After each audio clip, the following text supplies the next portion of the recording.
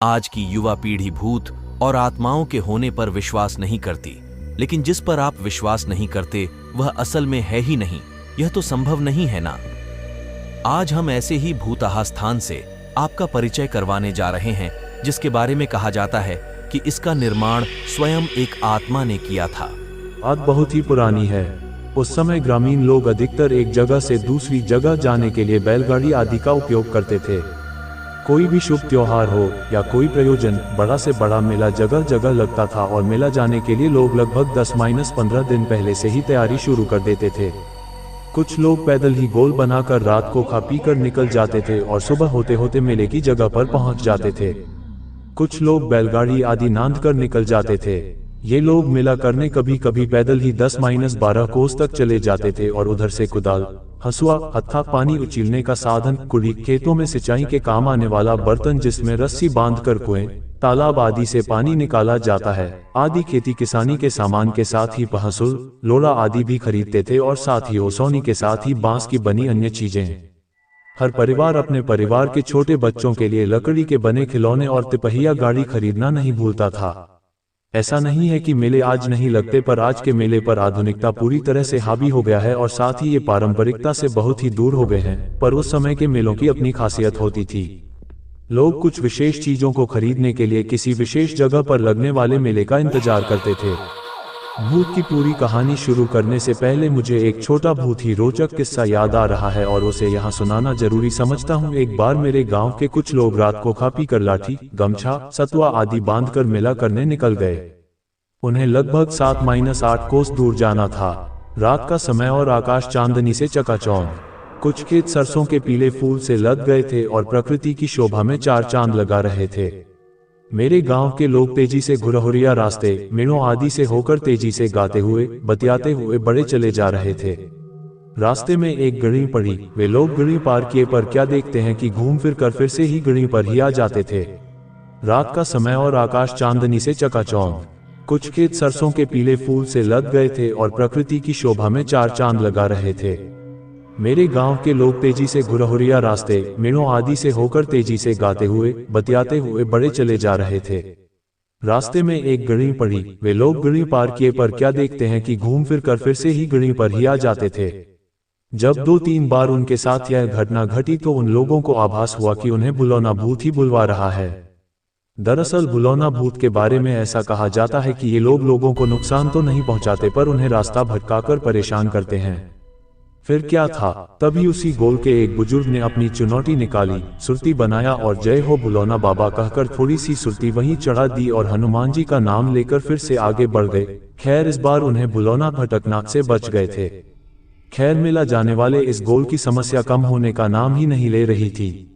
मेला के रास्ते में एक नदी पड़ती थी, पर उसका पाट बहुत ही छोटा था और इन दिनों में इसमें जांघ भर ही पानी हुआ करता था और आसानी से कोई भी गांवी व्यक्ति इसे पार कर सकता था।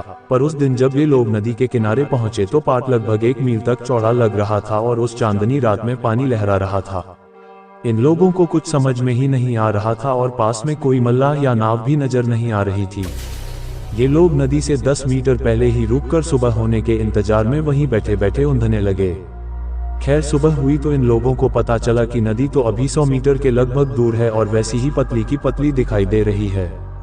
दरअसल नदी के किनारों के खेतों में सरसों पूरी तरह से फूल कर पसरी हुई थी और हवा बहने पर सरसों के पीले फूल लहराते थे, तो इन्हें नदी में पानी का आभास होता था। पर यहाँ भी किसी दूसरे बुलौना भूत ने इनके साथ मजाक करके इन्हें भुलवा दिया था।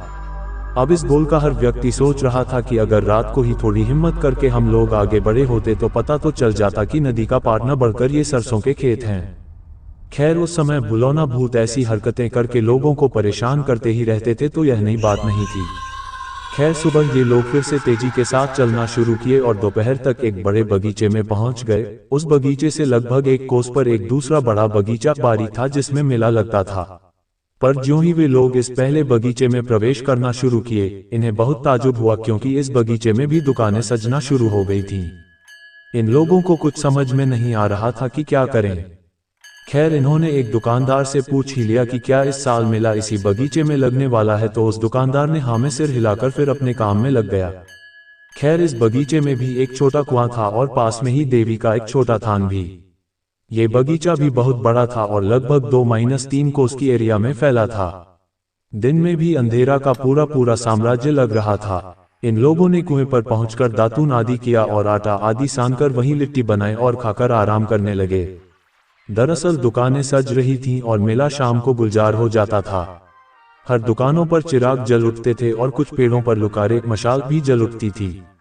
शाम को जब वे मेरे गांव के लोग मेला करने निकले तो उन्हें अजीब लग रहा था, क्योंकि उन्हें उस मेले में अपने गांव जवार का कोई भी व्यक्ति नहीं दिख रहा था। उन्हें बहुत ताज्जुब हो रहा था, क्योंकि मेरे गांव का भी कम से कम 2-3 गोल और पास के गांवों के अनेकों गोल मेला में आए थे। कोई गोल गांव से पहले चला था तो कोई बाद में, पर कोई पहचान का व्यक्ति दिखाई नहीं दे रहा था। दुकानदार भी अजीब लग रहे थे और उनकी हरकतें भी अजीब थी। हमारे गांव के लोगों में एक बुजुर्ग यादव जी थे। उन्हें अब कुछ समझ में आने लगा था। उन्होंने गांव के सभी लोगों को एक साथ रहने की ही हिदायत देते हुए कहे कि धीरे धीरे डेरा की ओर बढ़ो। हम लोग भूतों के चंगुल में फंस गए हैं। यह अपना मेला नहीं, ये भूतों को मेला है, और अगर हम लोग समझदारी से काम नहीं लेंगे तो हम लोगों की जान को खतरा हो सकता है। पता नहीं जब वे लोग उस कुएं की ओर बढ़ने लगे तो दुकानदार भी एक एक करके धीरे धीरे इनके पीछे होने लगे। अपने उनके हाव भाव के साथ ही उनके आकार प्रकार भी बदलने लगे थे। अब वे अपने रूप में आना शुरू हो गए थे और डरावनी हरकतें भी करना शुरू कर दिए थे। फिर मेरे गांव के उस बुजुर्ग ने लोगों से कहा कि बिना पीछे देखे, बिना डरे कुएं की ओर आगे बढ़ो और वहां जो देवी का थान है वहां पहुंचकर देवी मां की गुहार करो। खैर वो भूत और भी डरावनी हरकतें करने लग गए थे। पेड़ों की डालियां तोड़ना भी शुरू कर दिए थे और अजीबोगरीब हरकतें भी। पर मेरे गांव के लोग बिना डरे तेजी से उस कुएं की ओर बढ़े और कुएं पर पहुंचते ही वहां बने देवी थान के पास चप्पल आदि निकालकर देवी मां को गोहराने लगे। उस बगीचे में एक अजीब ही भयावह स्थिति पैदा हो गई थी। अंधेरा पूरी तरह से छा गया था और पेड़ों की डालियां तेजी से आपस में टकरा रही थीं। मेरे गांव के लोग अब हाथ जोड़कर उस देवी थान पर झुक गए थे। सबकी आंखें बंद थीं और वे बस देवी मां से अपनी जान की भीख मांग रहे थे। भूत भी आसपास में एकत्र हो गए थे, पर कोई इस थान के पास आने की कोशिश नहीं कर रहा था, पर दूर से इन लोगों को डराने में लगे थे। एकाएक एक तेज आंधी उठी। ऐसा लगा कि पूरे बगीचे में भूचाल आ गया। कुछ पेड़ों की डालियां तेजी से आवाज करते हुए टूटकर गिर गईं। और देखते ही देखते मेरे गांव वालों के कान में किसी महिला की सुमधुर आवाज गुंजायमान हुई, उठो, यहाँ पड़े पड़े क्या कर रहे हो? मेला तो उस बगीचे में लगा है। मैं भी उसी बगीचे में चली गई थी। इसके बाद मेरे गांव वालों के जान में जान आई। अब बगीचे में शांति पसरी हुई थी, पर उन्हें कोई दिखाई नहीं दे रहा था। फिर एक अद्भुत रोशनी प्रकट हुई। रोशनी के प्रकट होते ही मेरे गांव के बुजुर्ग ने कहा कि अपना सामान समेटे और बिना देर किए इस रोशनी के पीछे पीछे निकल पड़ो। फिर मेरे गांव के लोगों ने अपना सामान समेटा और उस रोशनी के पीछे पीछे हो लिए। जब वे लोग मेले वाले बगीचे के पास पहुंचे तो वह रोशनी गायब हो गई। अब मेरे गांव के लोग राहत की सांस ले रहे थे, क्योंकि लगभग काफी रात भी हो चुकी थी और इस बगीचे में मेला भी परवान चढ़ चुका था। ज्यों ही हमारे गांव का ये गोल मेले में प्रवेश किया, वही हरीश खरीदते हुए मेरे गांव के रमेसर बाबा मिल गए। फिर रमेसर बाबा मेरे गांव के इस गोल को लेकर डेरा पर गए, जहां मेरे गांव के अन्य गोल भी आकर ठहरे हुए थे। फिर अपना सामान वहां रखकर ये लोग मेला करने निकले। दरअसल डेरा बनाने से यह फायदा होता था कि हर व्यक्ति की 1-2 घंटे इस डेरा पर रहने की जिम्मेदारी होती थी और लोग अपना सामान तथा खरीदा हुआ सामान भी यहीं लाकर रखकर फिर मेले में चले जाते थे, और अगर किसी को खाना पीना भी होता था तो यही यानी डेरे पर ही आ जाता था। यह मेला महीनों चलता था। खैर दूसरे दिन सुबह मेरे गांव के उस बुजुर्ग गांव वालों के साथ मेला के आयोजकों के पास पहुंचे और उन्हें रात की घटना बताई। मेला के आयोजकों ने कहा कि हम लोग मेला का आयोजन इसी से तो उस बगीचे में नहीं करते, क्योंकि उस बगीचे में बहुत सारे भूतों का डेरा है। दिन में भी उस बगीचे में अकेले कोई जाना नहीं चाहता है। उस बगीचे के भूत काफी लोगों को परेशान किए हैं। फिर मेरे गांव के उस बुजुर्ग ने कहा कि हमें भूतों से डरने की जरूरत क्या है। उस बगीचे में एक देवी माँ का थान है, कुआं भी है। आप लोग क्योंकि उस देवी थान पर पूजा आदि का आयोजन करके मेला का आयोजन वहीं करते हैं। माँ हम सब की रक्षा करेगी और भूतों को भी वहां से 9-2-11 होना पड़ेगा। मेला आयोजकों को ये बात बहुत ही जंच गई और उन लोगों ने सोचा कि जो माँ उस बगीचे से इस बगीचे में मेला का आनंद उठाने आती है तो क्यों नहीं मेले का आयोजन उसी बगीचे में किया जाए। तभी से इसी बगीचे में मेला लगना शुरू हो गया है। सब पर माँ की कृपा है।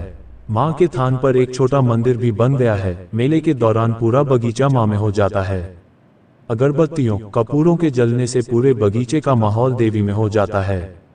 लोग मेला भी करते हैं और माँ के दर्शन भी। नवरात्रि चल रहा है, माँ की कृपा आप सब पर बनी रहे। जय माता दी। आप पाठकों से सादर अनुरोध है कि यह बताना न भूले कि यह काल्पनिक पर सुनी सुनाई कहानी आपको कैसी लगी। मेरे द्वारा प्रस्तुत भथी कहानियों का कुछ न कुछ जरूर आधार होता है। मैं भले कहता हूँ कि ये काल्पनिकता पर आधारित है, पर वह मेरे शब्दों में होता है क्योंकि कहानी किसी न किसी सुनी हुई घटना से प्रेरित होती है। जय माता दी। अभी हाल ही में तो खमेसर आया था इस कस्बे में। ऐसा कस्बा जो धीरे धीरे शहर का रूप ले रहा था। इधर उधर दूर दूर तक निर्माणाधीन बिल्डिंगें बिखरी पड़ी थीं। कहीं कहीं आसपास में कई सारी बिल्डिंगें बन रही थीं तो कहीं कहीं एकदम से सन्नाटा पसरा था। दूर दूर तक एक भी घर नहीं तो किसी एरिया में एक आध कच्ची झोपड़ियां नजर आ जा रही थीं। दरअसल खमेसर का बड़ा भाई रमेसर इस कस्बे में दैनिक मजदूरी का काम करता था। उसने ही खमेसर को भी काम के सिलसिले में बुलवाया था। खमेसर बीए पास था और उसके भाई ने उसे बताया था कि इस कस्बे में उसे सुपरवाइजर की नौकरी मिल जाएगी और इसके लिए उसने एक दो लोगों से बात भी की थी।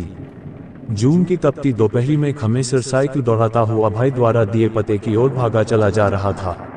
उबड़ खाबड़ रास्ते पर वह तेजी से साइकिल चला रहा था। वह पसीने से पूरा भीग चुका था। उसने साइकिल धीमी की और पास में दिख रही एक कटरैनी दुकान की ओर बढ़ चला।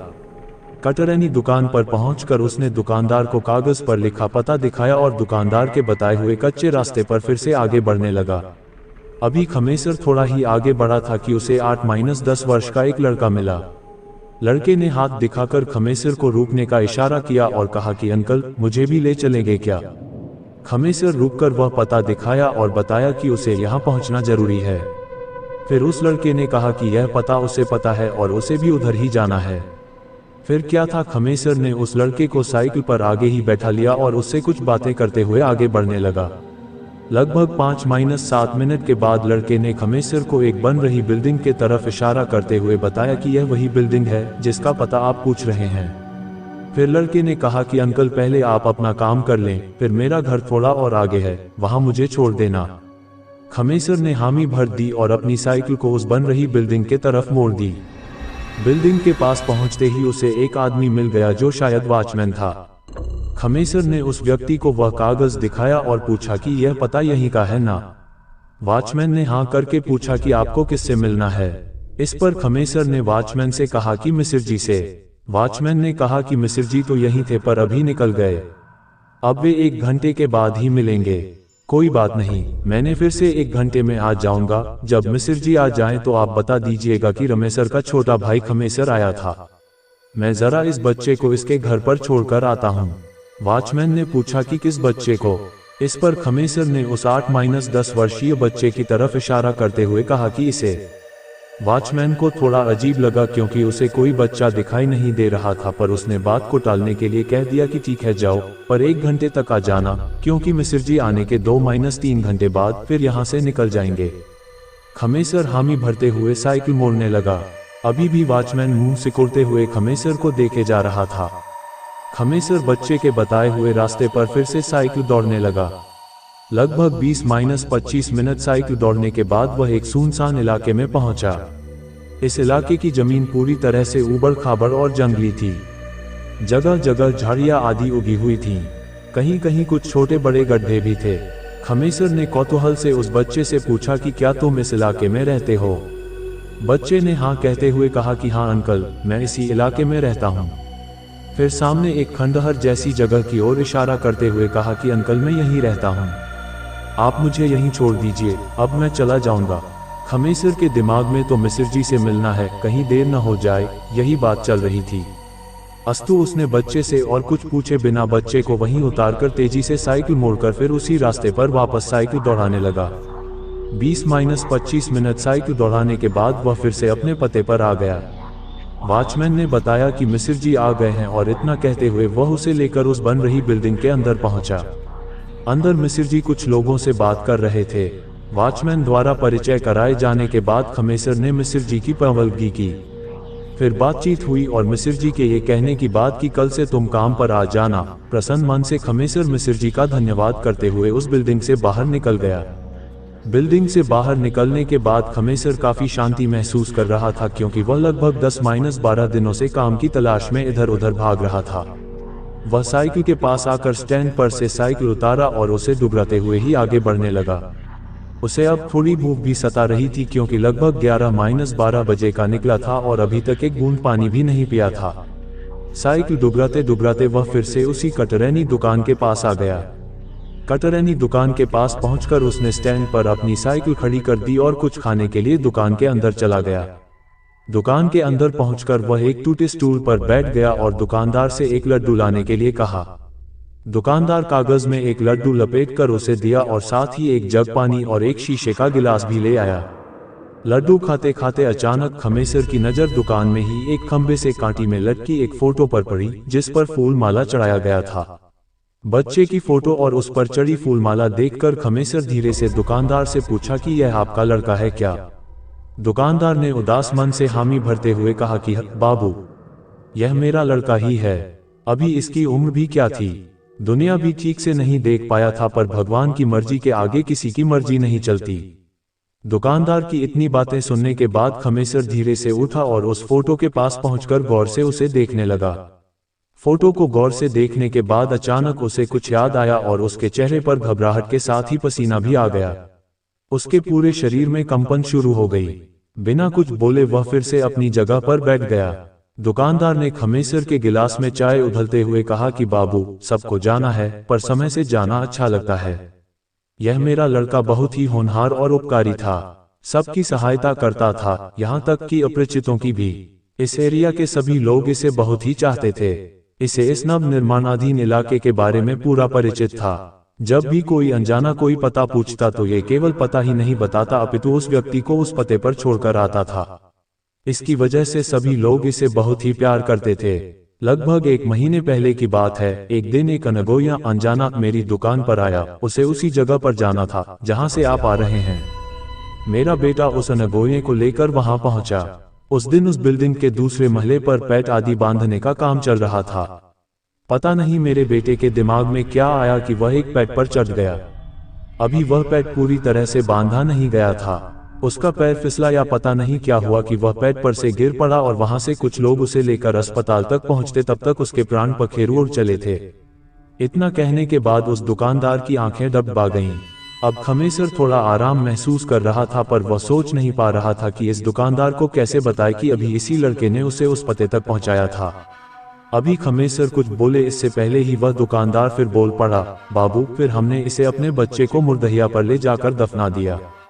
दुकानदार ने बातों ही बातों में ये भी बता दिया कि यह मुर्दहिया आप जो पता पूछे थे उसके थोड़ा दूर आगे ही है। फिर अचानक खमेसर के भी आंसू निकल पड़े और वह रोते हुए दुकानदार से कहा कि काका, ये लड़का आज भी हमें उस पते पर पहुंचाया और फिर इसे मैंने मुर्दहिया पर ले जाकर छोड़ दिया, क्योंकि यह लड़का बता रहा था कि यह वहीं रहता है, पर मैं इसके साथ इसके रहने की जगह पर नहीं गया था।